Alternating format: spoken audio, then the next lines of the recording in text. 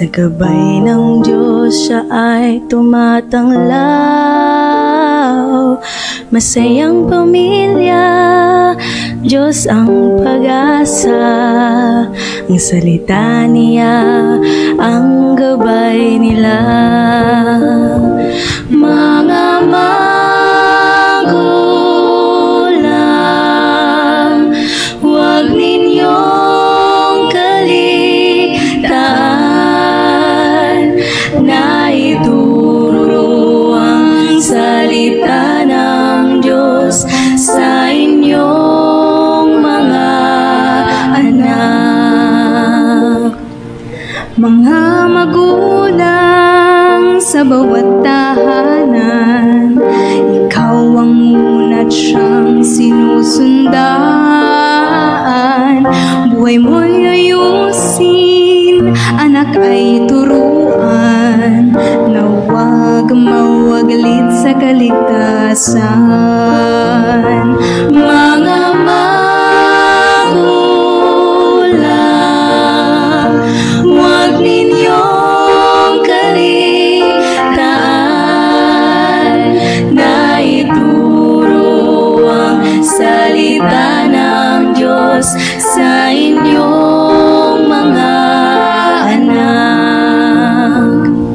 Kung nais mo'y mapayapa at ligaya sa buhay, ikaw ay maglingkod sa Diyos na buhay.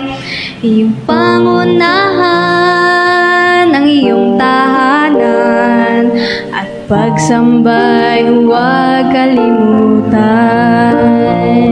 Mga magulang, huwag ninyong kaligtaan na ituro ang salita ng Diyos sa inyong mga anak. Mga magulang, huwag ninyong kaligtaan na ituro ang salita ng Diyos sa inyong mga anak. Na ituro ang salita ng Diyos sa inyong mga anak.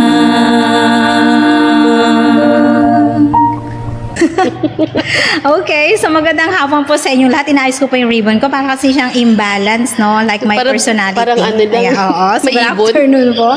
Para may iba-iba naman yung style. Ribbon din daw pag may time, Lorin. So ngayong hapon, nandito po kami sa church. Kasama po namin ang aming maganda at gwapong nasa communication, si Miss Lorin. Ayan, abakan, dalaga pa po. Si John Lloyd, dalaga binata pa rin po. So shout out kay John Lloyd. Na-miss namin siya. Isang buwan siyang nawawala. Ay, nawawala ba? Nawala. Anyway, ngayong hapon, napakaganda ng topic natin. Kung mapapakinggan nyo po itong aming live, siguro po hindi na kayo magpapahinga dun sa bundok ng Calvary at kayo mag-iisip-isip. Kasi po, ang ating pong topic ngayon is Prayer, Our Stronghold. Alam po natin na ito po isa sa mga sandata. Actually, kahit ang ating Panginoong Jesus nang nandito sa lupa, ito po kanyang sandata upang managumpay po siya. Kasi po, siya po ay nagkatawang tao. Pero before that, before we start, gusto ko po munang bumate sa aking mga kaibigan. Siyempre, unang-una si Jeneline Lopera. So, thank you sa pagsimba mo kahapon, kasama si Sab. So, pagpalain nawa niyong buong pamilya at ako'y umaasa at nananalangin na kayo ay makakasama namin sa buong maghapon na pagsamba. Ganoon rin po si Jennifer Albiela at ang iyong mami. Yan ang mga bagong binyaga natin. Hello kay Arya. Paregards na rin ako sa husband mo na nasa ibang bansa. Ganoon po si RV.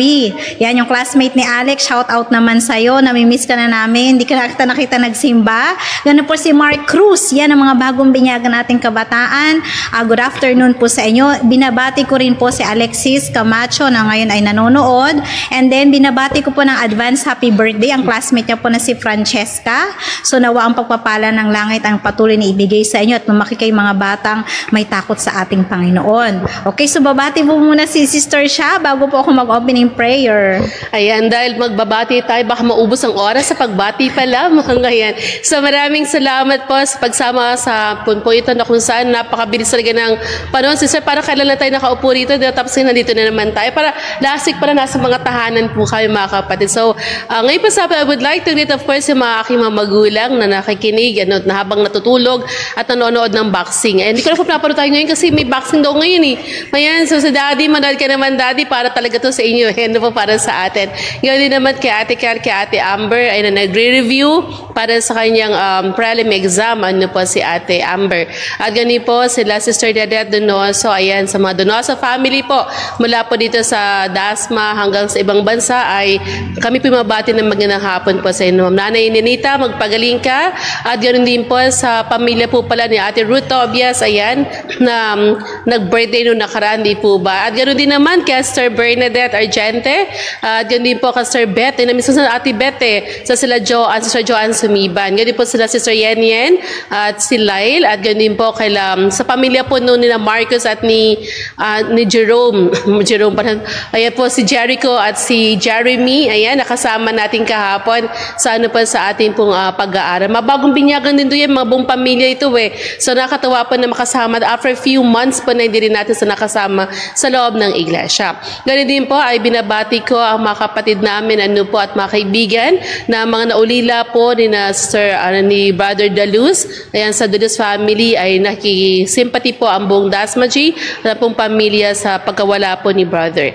Ganun din po ang ating po mga kaibigan na nasa ibang lugar ay pumula ka na Sir Salve, Brother Jess, ano po, dito sa Langkaan Church at sa Area E. So marami pa tayong mga kaibigan, Sir ano, na minsan nakalimutan talaga natin bating kasi ang bilis ang panahon. No, Nanay Villarosa, ayan po, Sister Esther, ay Mami Esther, ganun po kay Nanay Lilian, ayan. So kay Sister ano po, Lilibet, ayan, parang wala si Nanay Lilibet kasi kahapon.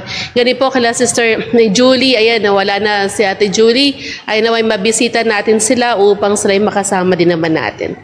Okay, so dagdag ako sa shoutout kay Michelle Donoso na nasa Israel. So magandang umaga, hapon o gabi sa iyo. And ganoon rin po sa pag-pray po natin patuloy si Sister Ninita Donoso na kung saan patuloy po siya nagpapagaling. At isama din po natin sa panalangin nga po, we extend our condolences dun po sa pamilya po ng mga Daluz na matagal po natin naging member po yan sila dito sa Dasmaji. Okay, so ngayong hapon po, tayo po muna isama-samang manalangin bago po tayo mag-start sa ating program. Let's pray.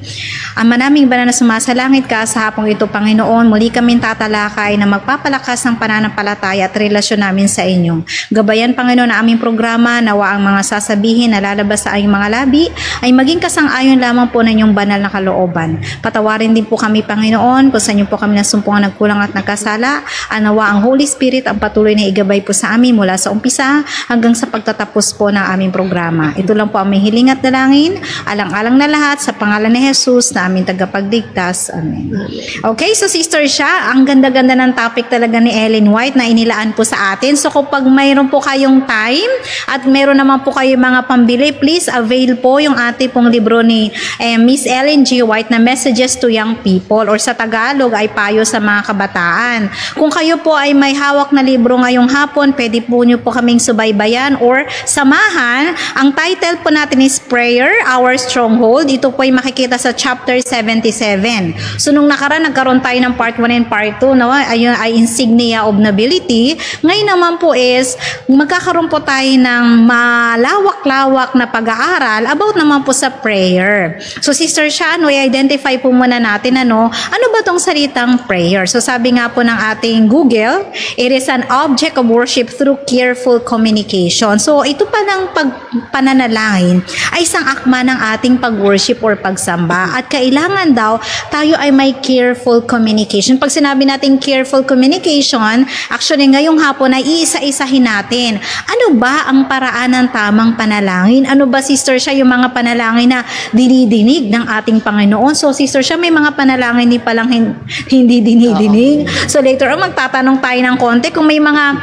prayers po kayo na dininig ng ating Panginoon, paki-comment down below at babasahin namin yan para po magkaroon tayo ng patotoo sa mga tao na ang panalangin ay isang effective means of communication. At the same time, ang Panginoon ay nakikinig sa ating mga fervent prayers. So marami tayong prayers sa buhay. Sa totoo lang, inuuna natin ang ating kalusugan, ating pamilya. So ngayong hapon ay tayo ay palalawakin natin ang ating kaalaman. Actually, hindi lang to sister siya para sa kabataan. Sa Ito ay para sa lahat kung paano tayo mananalangin ng tama kasi may mga panalangin na paimbabaw. So ngayon, iisa-isahin natin ang payo ni Ellen White para naman pag nanalangin tayo ay talaga namang tumpak na tayo ay sasagutin ng ating Panginoon. Pero wag tayo masyadong marilindang mga kapatid. Ang sagot po ng Panginoon ay hindi po laging yes.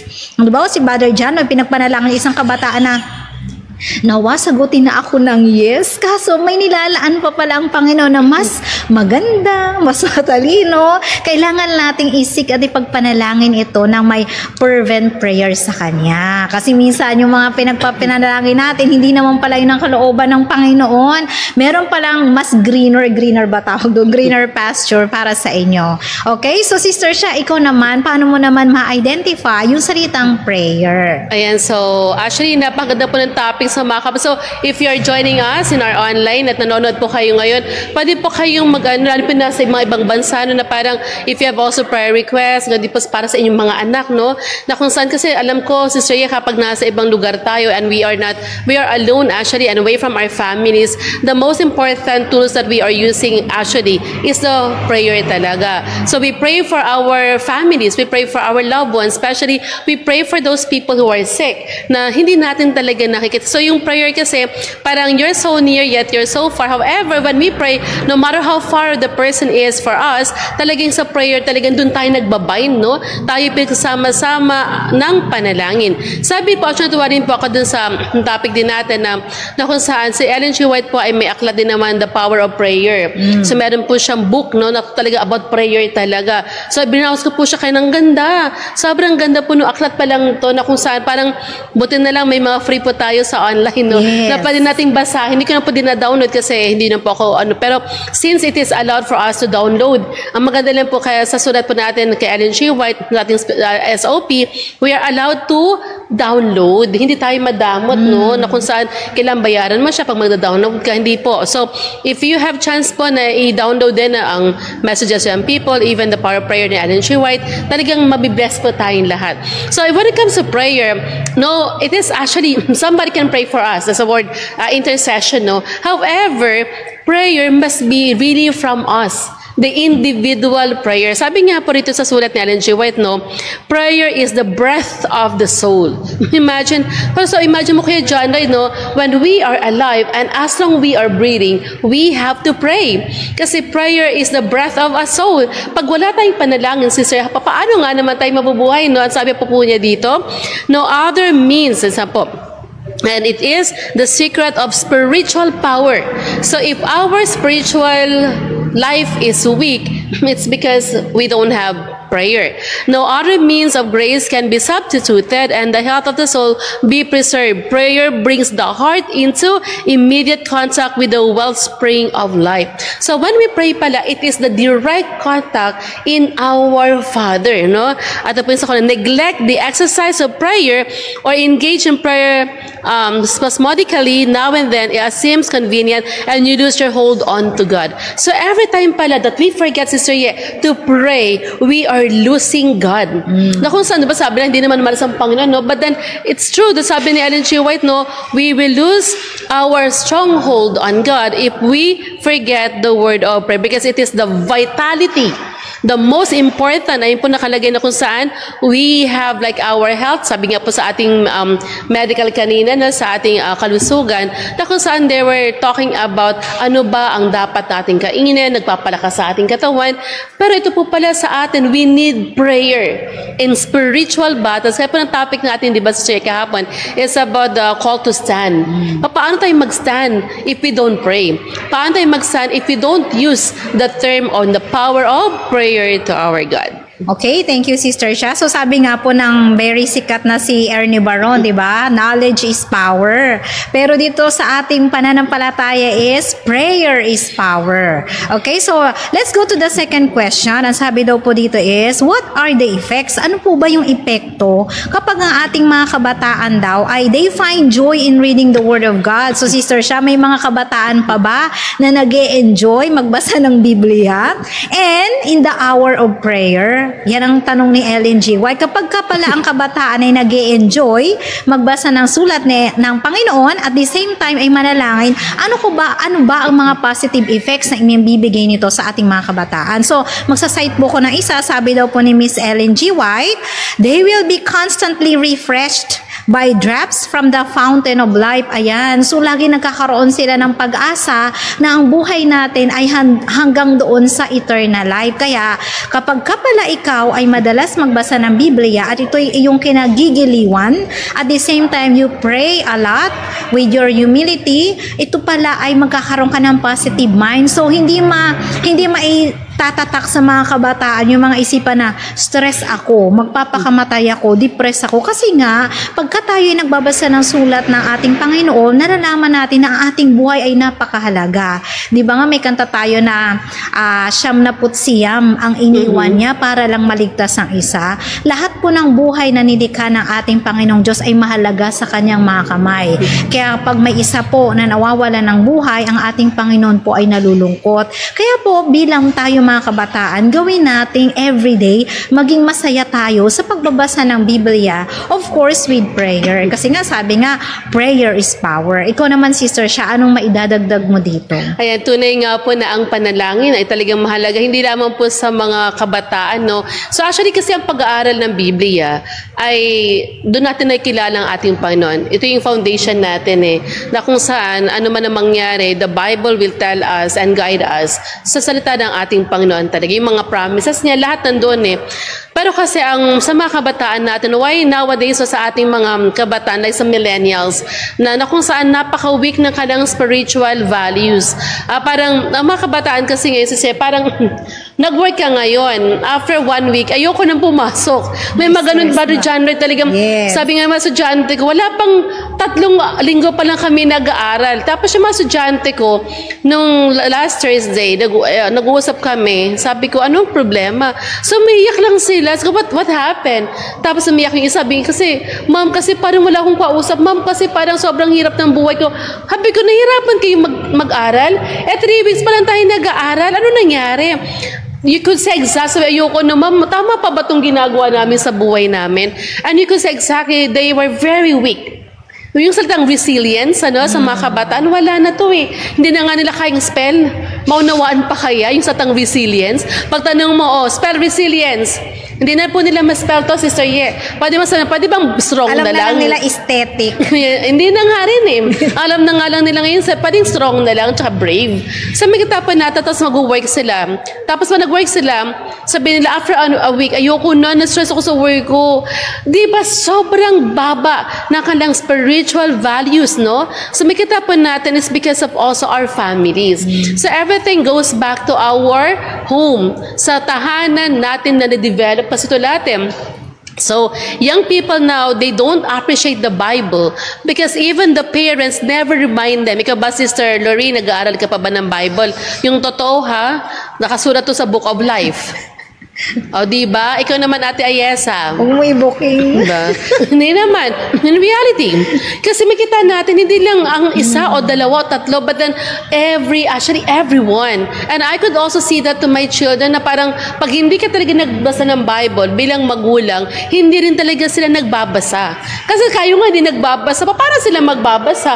How will they pray if they also don't pray sa tahanan, no? That's why worship is important in the family kasi doon natin sila natitrain. Doon natin sa na pag-ano magbasa ka ng Bible. Ayan, so, basahin mo yung chapter na yan. Di ba, we let our children to read the Bible na para ina-assign natin sila. O ikaw, basahin mo yung 2nd chapter o ito yung verses na to.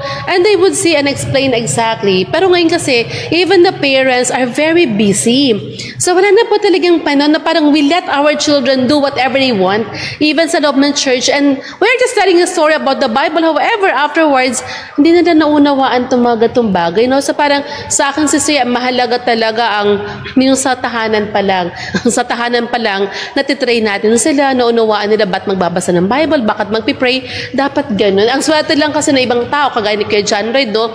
Shout out kay Kuya John Lloyd, na parang, although hindi naman siya lumaki sa pamilyang Adventist, ano, pero you could see sa kanya yung knowledge, yung spiritual aspect na natanggap niya sa Panginoon, ay talagang doon siya na in love. Doon siya umibig, no, sa katotohanan na kung saan walang babali dapat ng katotohanan meron siya. So, sa akin, Sister Yen, no, it is, young people nowadays are very, very weak when it comes to their emotion. Kasi wala na po talagang ng Bible eh. Wala nang promises ng Bible. Wala na silang prayer. So, sabi nga, without prayer a day, we are weak talaga, no? Ayan po.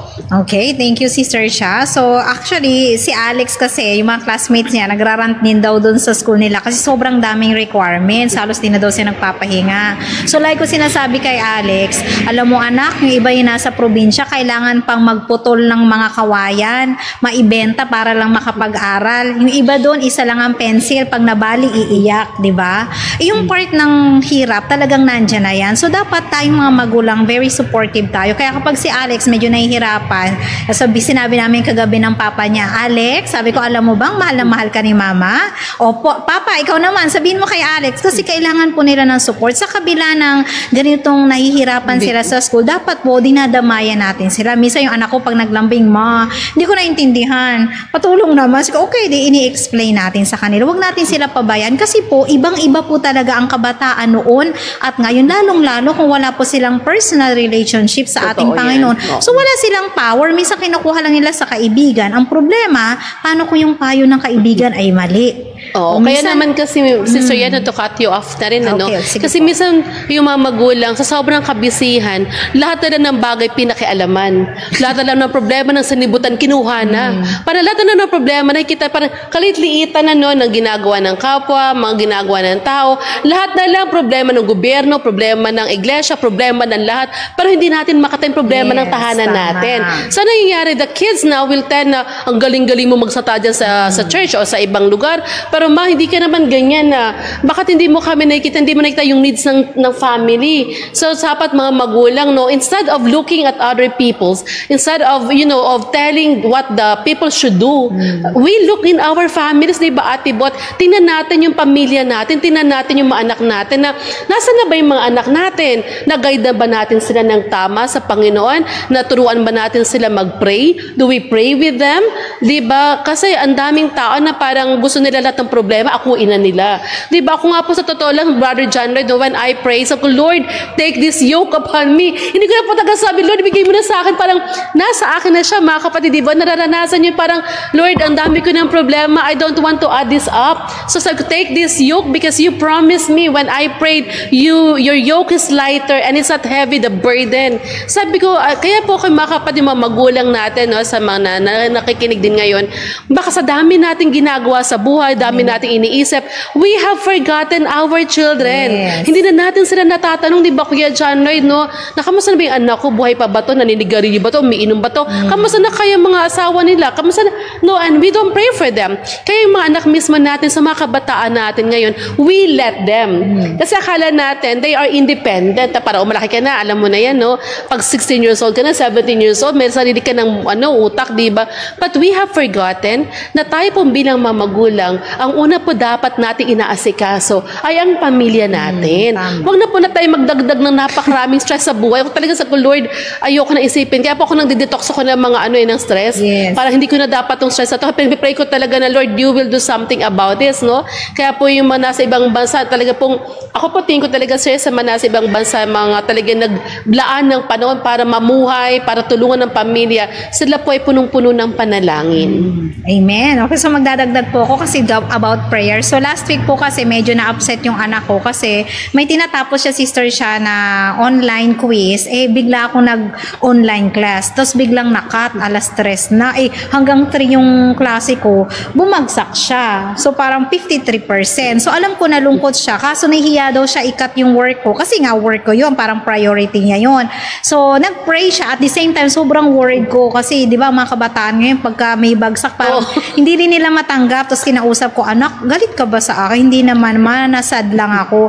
Dahil sa worry kong yan, pinag-pray ko sa alam niyo ba, sinagot agad ng Panginoon, binigyan sila ng another chance. So, di ba? Huwag tayo masyado nag-worry, basta ibigay natin sa Panginoon. Tapos sabi niya, ma, binigyan ka minimum ng another chance. Tapos na perfect ko yung sign. O, di ba? Basta po magtiwala tayo sa Panginoon. Sabi ko nga, pagka tayo naman ay gumagawa ng tama at idadaan sa panalangin, ang Panginoon naman, nakikita yung lungkot natin, Sister Sha. Ang Panginoon gawin yung best friend, and I don't think He will fail you. Kapag nakita niya na talagang humble ka, may pagpapakumbaba ka, nananalangin ka, siguro naman, Sister Sha, yung anak mo, pag naglambing sa'yo at nakita mo namang sumusunod, hindi mo ba pagbibigyan? Ganun po ang ating Panginoon. Huwag po tayo masyadong, ang tingin natin sa Panginoon, malayo, no? We have to make Him as our best friend. Pero kasi minsan, they abuse the word of prayer. May mga prayer kasi na parang akala na, they abuse it na parang, we prayed for it naman, pinanalangin namin, pero the intention is wrong. Always remember, when we pray, we are seeking God's presence and seeking God's mercy. Na wala tayong karapatan actually. We are only seeking and asking for God's mercy. So when we pray, dapat, ito pa si Sir, siguro na rin sa mga kabataan, it's also a learning process. Sa ating mga kabataan, when we pray, what we use in prayer? Ano ba pinipray? Ano bang ginagamit natin? Sa ating pananalangin, Kuya John Lloyd, ano ginagamit pa nagpipray ka? Brain tsaka yung ating, isipan tsaka yung ating bibig, di ba? When we pray, we use our mind when we don't want to speak about it loud, but we use our lips sa panalangin. Isa po yung natutunan ko how can we pray to God where in fact we use our tongue to say against our brothers and sisters? How can we use that simple thing, yung mouth natin, yung dila natin, to praise God at the same time we curse other people? So doon po ako na parang, kasi nabasa pa sulat ni Ellen G. White na, how can you pray na you're using the temple of God, yung mouth natin, yet at the same time, you backfight people. You say against them. You say harsh word, curse word. Delikado yun kasi imagine mo, yung sabi nga, your words will be taken, will be used against you, and it will be a curse or a blessing. So sa atin pala, kung tayo mananalangin, dapat pala yung mga bibig natin, yung isip natin, ay hindi natin siya ginagamit against sa ating kapwa.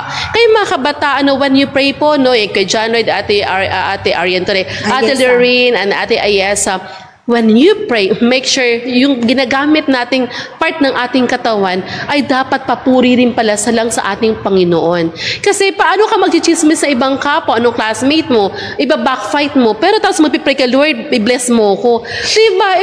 Is it really how we abuse the power of prayer? Kasi akala natin pa nagpray lang tayo, that's enough. But then, sabi nga, the prayer must be coming from our hearts and with the true intention of prayers.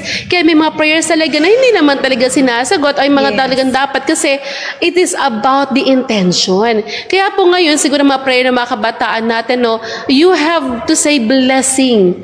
Kasi po yung estudyante ko, every time na nagpo-post siya, puro negative talaga.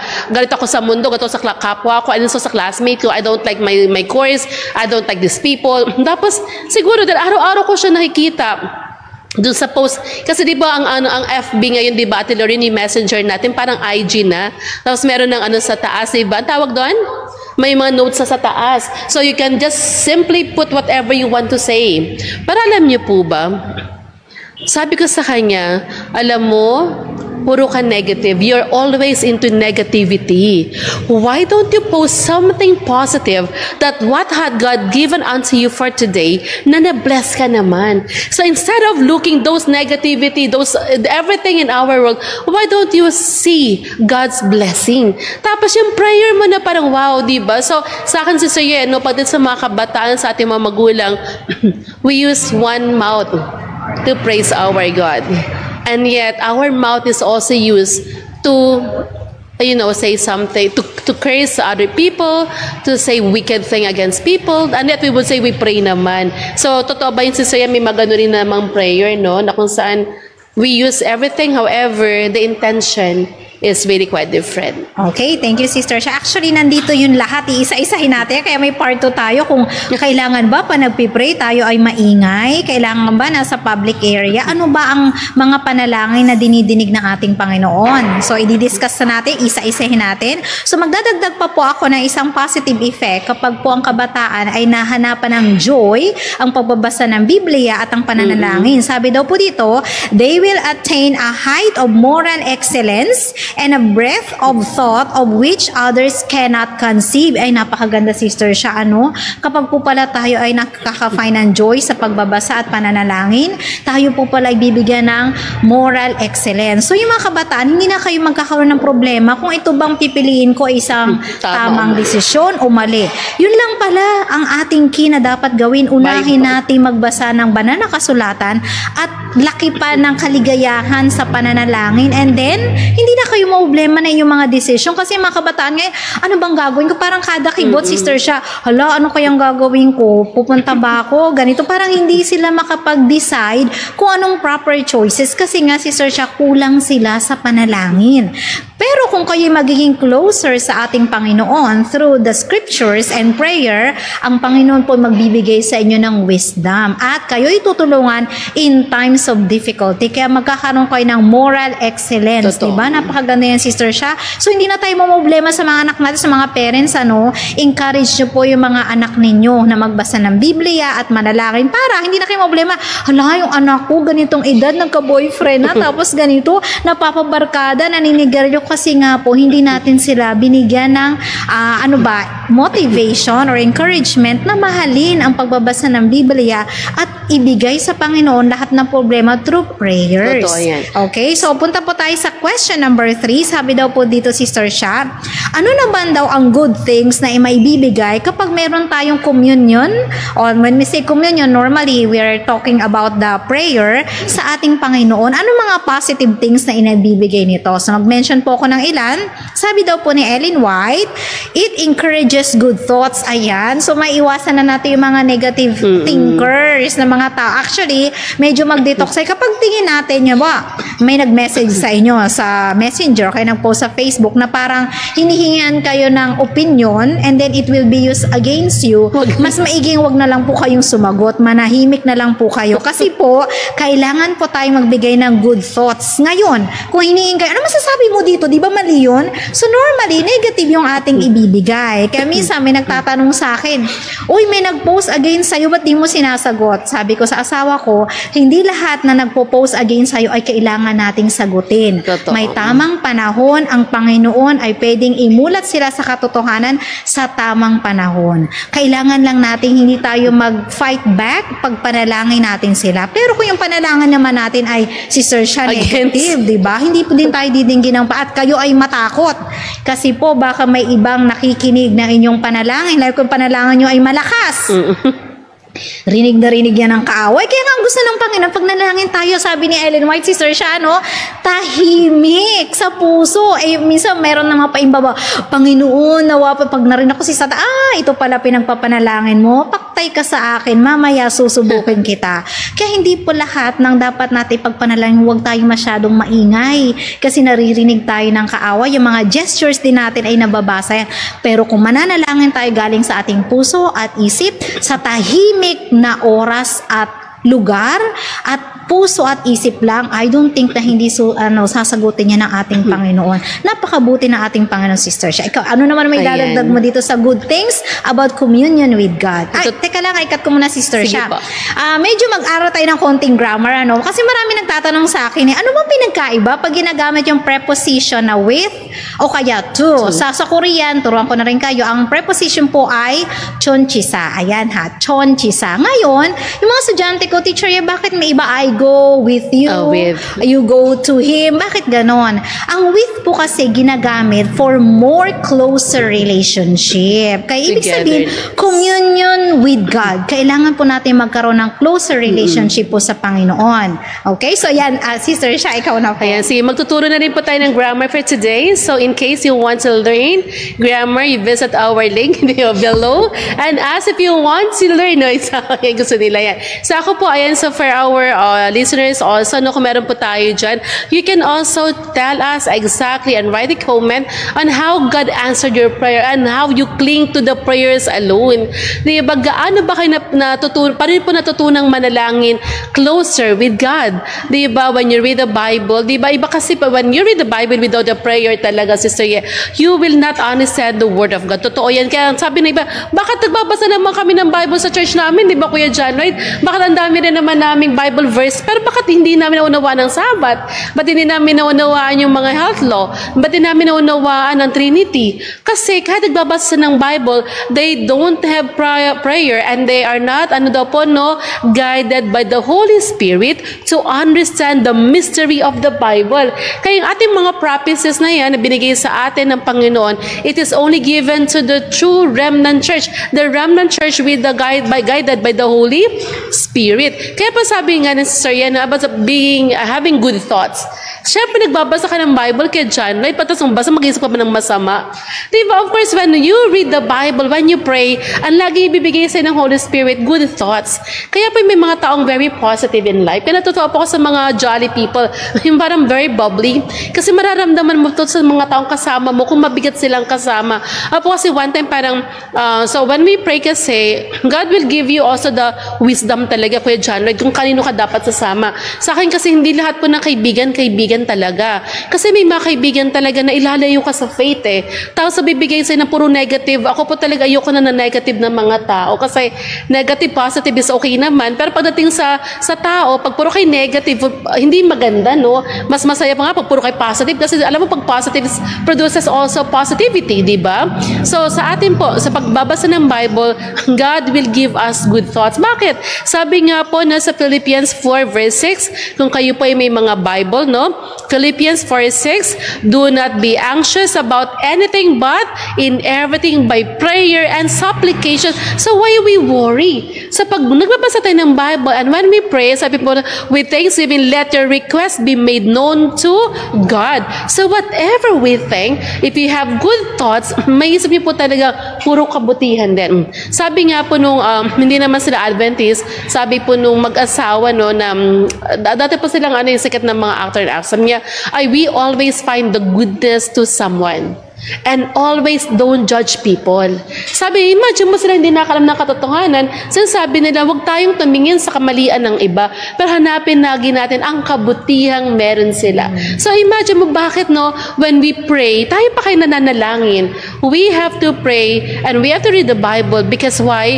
Because God will give us good thoughts. Kabutihan at lagi pa kayo nakasmile, di ba, kay Charlie? No? Parang hindi ka mag-iisip talaga na parang, Lord, bahala ka na. This is your fight. This is not my fight. This is your battle, Lord. It's against principalities and the spirit of darkness. So why should I worry about it? If I have to pray, I have to be faithful. Yun po yung gawin natin. No? And let us be good. Totoo po, mas masarap maging mabuti. Kasi hindi ka matatakot matulog na hindi ka nagising. Kasi hindi ka nakahingi ng kapatawaran sa iyong kapwa. Pero kung mabuti po tayo, natutulog tayo ng maayos, at naisip natin ang kabutihan ng Panginoon, ganun sa ating kapwa natin, everything will be in good thoughts po. Okay, so to continue, so dadagdagan po natin, ito din po pala yung good things po ng communion with God. Ito po yung nagke-create din ng noble inspirations. Diba? Parang ang sarap pakinggan, Brother John Lloyd, Sister Lorraine, Sister Ayesa, Sister Bernadette, na parang ganito. Kapag nakita ko yung kabataan na yun, wow, napaka-positive naman ang kabataan. Parang model, para ba nagagamit sa church, napaka-respectful. Ang sarap pakinggan bilang magulang sister siya. Kaysa yung naririnig na, ay, ang kabataan ako, hindi yan magandang impluwensya. Nakita ko yan, nagbabar, nagbe-vape, nagpost sa Facebook. Nalulungkot po ang ating mga magulang, mga kabataan, lalong-lalo na po ang ating Panginoong Diyos. Kaya dapat, kung meron pala tayong proper communion sa ating Panginoon, we show noble inspiration to others. Napakaganda, kapag nasa labas ang kabataan, pag meron nakasalubong hindi Adventist, sasabihin, bakit kaya kakaiba itong kabataan na to? Bakit kaya iba siya manamit? Bakit bakit kaya iba siya manalita? Pag nasangga mo sa jeep, ano ba?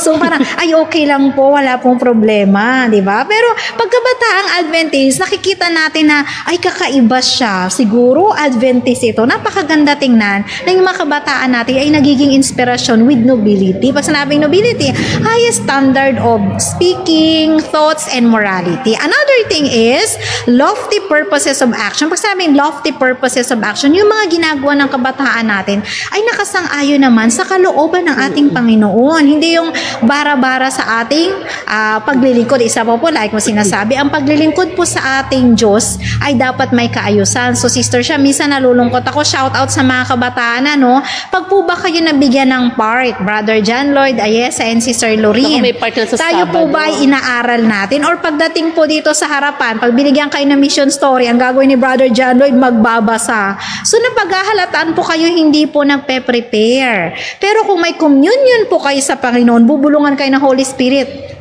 mag-review ka na. Kasi bukas, maglilingkod ka sa Diyos na may kaayusan. Kayo ba, ako bilang teacher Sister Sha, gugustuhin mo ba yung mga estudyante mo nagre-report na laging nagbabasa na lang, my notes? Ako po kasi nung estudyante Pinaupo ko na lang. ako, wala po akong notes, memorize ko po yung nile-lecture ko. And then, ito po yung pagpapala ng Panginoon. Basta't hininga natin siya ng tulong. Actually, may experience na ako, Sister Sha, kakapanganak ko pa lang po noon. Ako po'y bumalik sa work. Meron ako medyo strictong supervisor, Sister Sha. Since after manganak, syempre tayo ay pagod, lagi tayo inaantok. So minsan nakakatulog po ako sa training po namin. So ako nananalangin na lang, Panginoon, bahala ka na, talagang puyat po ako kasi hindi ako breastfeed, nagpapadede ako ng anak ko. So minsan, napagalitan ako ng supervisor ko, Sister Sha, sabi niya, "Hey, why are you sleeping during my lecture?" Sabi niya gano'n. "Could you please repeat what I said?" Kaso Sister Sha, nanalangin ako.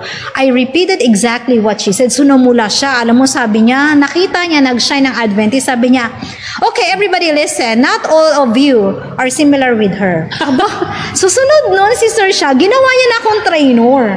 Pero alam mo, sa murang edad ko, as early as I was 26, marami rin akong mga problema kasi parang chinismis ako na, grabe, new teacher, trainer na ng mga professor, ng mga masteral degree during that time. Ako naman po, I always take challenges positively. I just smiled. Hindi ko sila masyadong, pinakikinggan yung mga chismis tsaka toxic kasi hindi yan magpapagrow ng ating relationship sa ating Panginoon. Kaya sa mga kabataan, pag challenge kayo ng teacher nyo, maging group leader ka, gawin mo yan, take it. Huwag ka lang mag-violate ng Sabat. Huwag ka lang mag-violate ng laws ng Panginoon. You do it with your might, with prayers. And I think, yung mga anak ng Panginoon talaga naman nagsashine, di ba, Sister Sha, sa church? Ang ating mga estudyante ay mga top students. Huwag lang ikakita ng Sabado, nagpa-practice kayo, ha? Nako, baka iba na yung nagpapala sa inyo, mag-ingat-ingat kayong mga kabataan. Okay? Totoo So, yan. Sister Sha, may dadagdag ka ba before I go with our fourth Ayan, question? so ang ganda na kasi pangatlo na to. Nasabi po sa atin sa sulat po nila Joyce sa Adventist Home,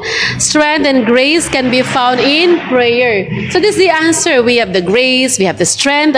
Sincere love is to be the ruling principle of the heart. So when we pray talaga, tama yung sabi sa'yo, you will be a loving children. You will also have this kind of strength and grace na may kita pala natin because of prayer. Sabihin natin na kung saan ang mga panalangin po talaga. Alam ko po, marami kayong na-experience sa buhay. I'm sure until now, we've been praying, We've been praying for a lot of people. Sa mga kabataan natin, you're praying for what is gonna be your future, what will be this, and what will be that. So, alam niyo po yung ating mga anak, they have a lot of struggles, At hindi po lahat ng sagot ay pera.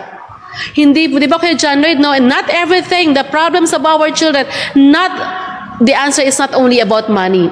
Kasi totoong maraming tao may pera, pero grabe ang pamilya. Maraming problema talaga. Mga estudyante ko, may pera naman siya, kumpleto sila lahat. Tapos sabi niya, parang ma'am, tapos face niya, Sister Ye, nagtitwitch talaga. Habang nagsasalita siya sa akin noong nakaraan, nagtitwitch siya. Siya. Hindi, na-stress siya. Kasi nga English kami. Sabi niya kasi naman, Ma'am Sharon, it's too hard to speak English. And then, Batik ba sinasabi oo, mo? yung parang gano'n. So parang ang dami niyang gano'n eh. Kasi hindi siya talaga natitigil. I Tapos think sabi that's ko, the sign of, yung compulsive disorder. OCD, yes. Pero That's kind of siguro, sign. but then after that, so I tried to talk to him. So he bursted out in the class and he told us why he felt that way. Sabi ko, are you stressed? Sabi niya, yes ma'am, I'm super stressed because I wanted to stop. Sabi ko, meron silang business eh. Magandang buhay. So akala ko kasi hindi siya mayaman. Mayaman pala siya. Tapos like, so, why do you have that kind of feeling and emotion? So nag-open up siya. Tapos I hugged him after our class. Sabi ko sa kanya, you know what? I'm praying for you. Let us be strong. And God can, sabi ko sa kanya, if nobody wanna listen to you, you tell to God.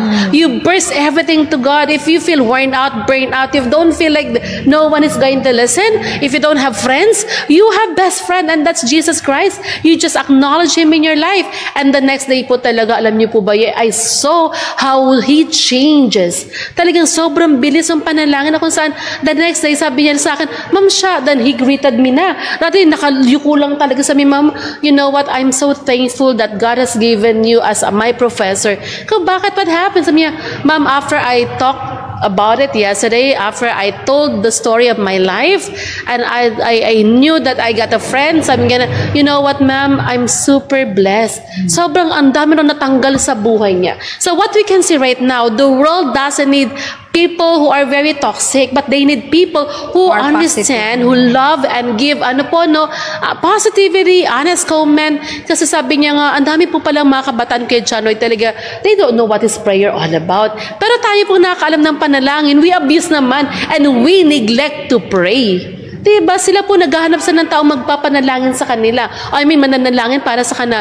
And yet, we know the truth kasi akala natin immortal tayo eh. Akala natin untouchable tayo kasi Adventist tayo. Alam natin, no, we are not.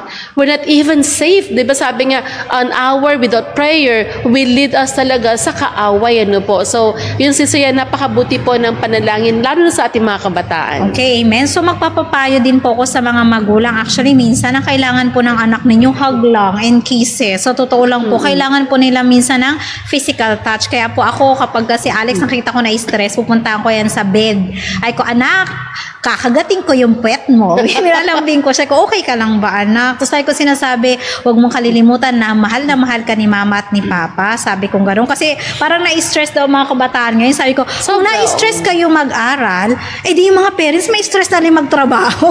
Paano na kayo, di ba? So, matakot sila pag na-stress ang magulang magtrabaho. Na-stress ako magtrabaho, ayoko na mag-work. Lorin, bahala ka na sa buhay mo. Ako, ayoko na mag-work. So, sa mga estudyante, part ng buhay talaga natin ngayon yan. So, sa mga magulang naman, suportahan niyo yung mga anak. Yung pag nakita niyo medyo malungkot na, ihag-hag din naman and then kausapin. And then, i-check-check ang social media kasi sister siya. Sa mga nababalitaan ko, may mga magulang na sabi nila, ang bait ng anak ko, walang boyfriend, hindi nagiinom. Nang namatay, nakikipag-inuman pala sa barkada at may boyfriend pala na sikreto lang. O, diba? Minsan hindi nyo po napapansin ano talaga ang tunay na problema na inyong mga kabataan. Kasi they try really to hide, no? Ang nakalungkot lang kasi mismo sa ating mga iglesia ay nangyayari din itong mga uri ng mga sitwasyon, ano, the experiences of these young people also outside. Kaya minsan mas matindi pa nga yung sa atin kasi yung struggle natin na anak, Adventist ka, anak, alam mo to, anak, hindi ka kagaya nila, anak, kakaiba tayo. Di ba parang they cannot understand the word kakaiba. Ba't nga ba tayo kakaiba, Kuya John Lloyd, no? Why are we peculiar? Why not we are not the same as them? Diba? So, minsan nila naunawaan to, no? So, kasi the more din na mga magulang, kasi mga magulang confused din.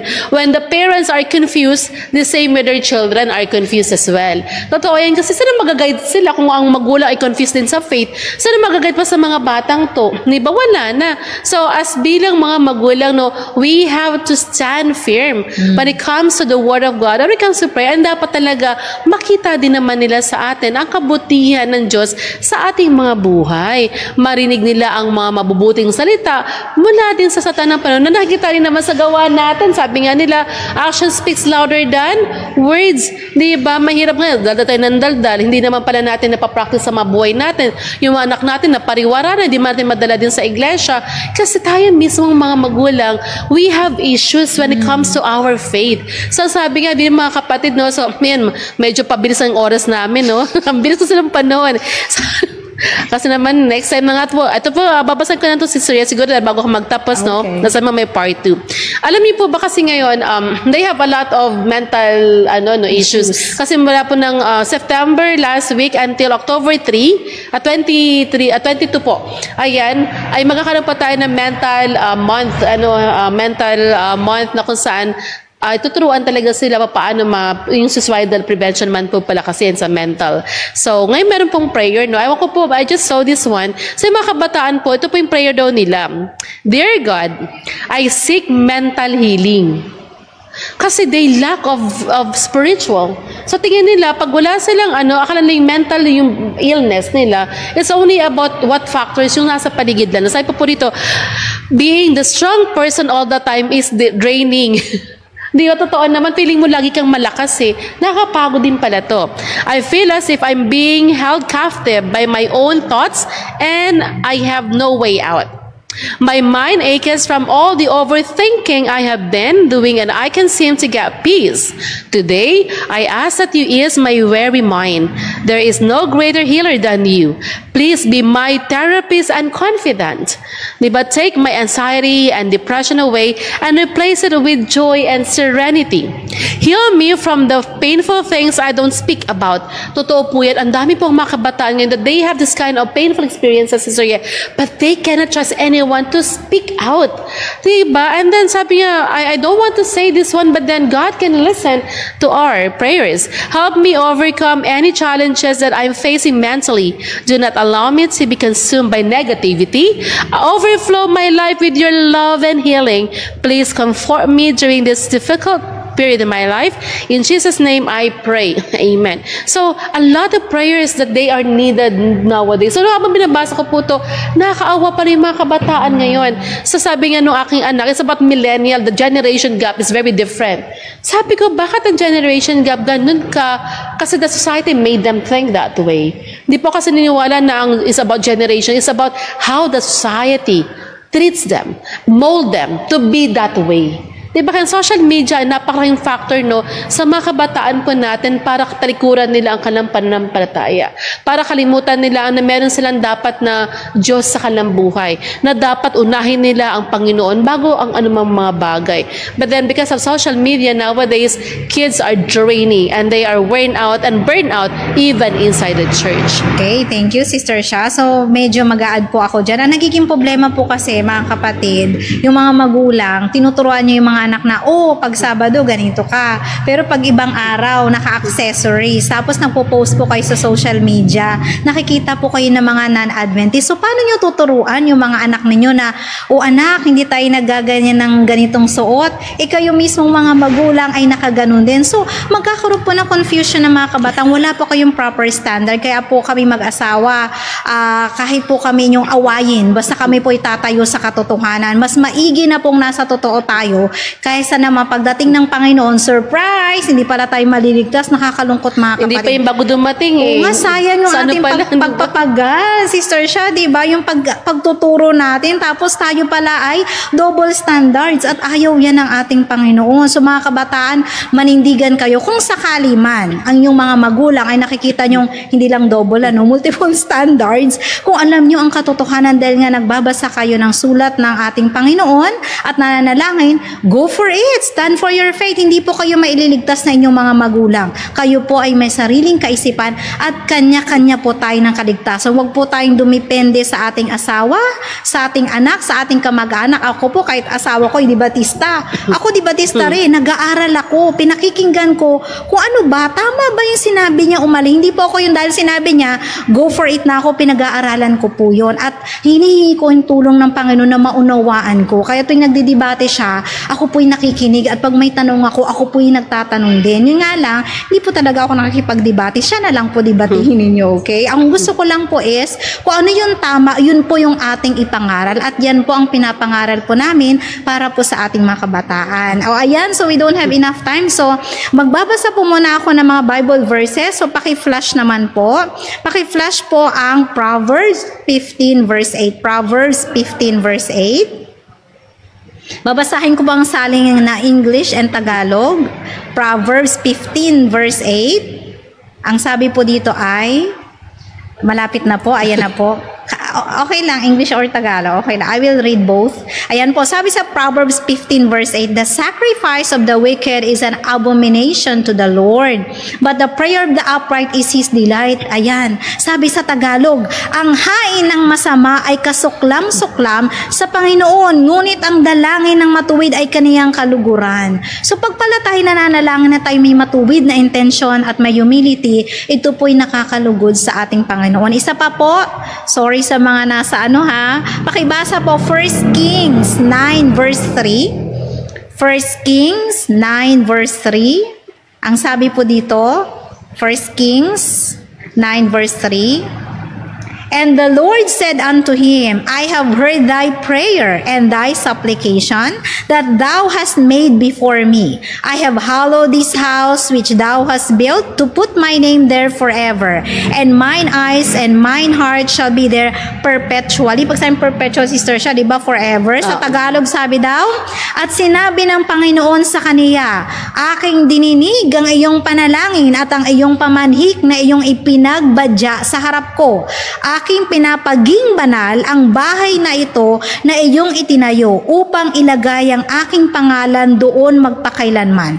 At ang aking mga mata at ang aking pusa ay duroong palagi. Napakaganda ng ating mga binasang talata na kung saan kung tayo lang po ay manghahawak sa ating pananampalataya at papapasukin, di ba yung kantang sa pinto ng puso, papasukin natin Panginoon sa ating tahanan para mawalan tayo ng problema. Di ba yun lang pala secret for happiness, sister siya.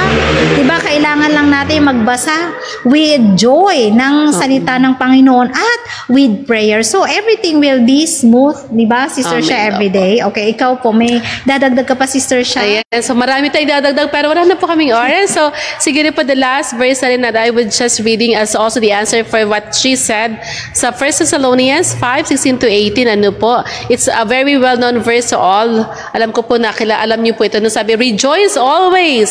Pray without ceasing. We rejoice and we pray without ceasing. Give thanks in all circumstances, for this the will of God in Christ Jesus for you. So ano po, no, napakaganda at napakabuti ng ating Panginoon sa kanyang biyaya na kung saan tayo lamang ay lagi po magbigay ng papuri at manalangin walang patid. Diba? Pray, ang hirap ng walang patid, diba? Parang pray without ceasing. Why are you tired of praying? Diba, when we can get everything from God. Diba, sabi, we pray for the utang, we pray for the money. However, our God in heaven is very rich. The richest, diba? O mom, because alam niya, pag-aari niya lahat to But yet, we are begging, ano po, sa ating pananampalataya, sabi nga rito sa atin na patuloy po natin talagang patnubayan ng ating mga kabataan, mga magulang. Kung tayo man po ay hindi rin naman walang time, let us ask also for forgiveness to the Lord and ask for God's guidance to give us the time and wisdom para ma-guide natin ang ating mga anak. Ganun din po ang mga kabataan sa iglesia. So wala po dapat tayo na yung, the word magkakaiba pagdating sa ating pananampalataya. So yan po mga kapatid. So meron po ba tayong mga dyan? May mga greetings po ba? May nagtanong po ba? May nagtanong po kayo, next week na po ang sagot. Babasa ako ng ibang mga nasa live, okay? Nasa So, live hello na. kay Amber. Ayan, nanonood si Amber. Shout out sa'yo. Nag-aaral habang nanonood. Pati si Kirma kay Raiku. Yasas, good noon diyan. Kalimera, Cyprus. And then si Jonald, si Rabaka, si Early 7 Dragon. Thank you, brother Early 7. Napaka masugid po kayong taga-subaybay. God bless po. And then si Sister Angelina Patalinhog, ang mami po ni Kuya Sam. And si Mami at si Nap Prades po ay nanonood din po. Kanina nakita ko si Daddy, sabi mo nanonood ng boxing. Nanonood pala siya. Shout out din sa aking asawa na nagpupulbo kasi sila na po ang kasunod. And then gusto ko pong palang in-announce sa inyo, ating pong health kanina ay medyo shorted. Meron po itong part 2. At syempre, yung aming segment ni Sister siya, dahil napakaganda po ng segment ng prayer po namin, itutuloy-tuloy po namin yan.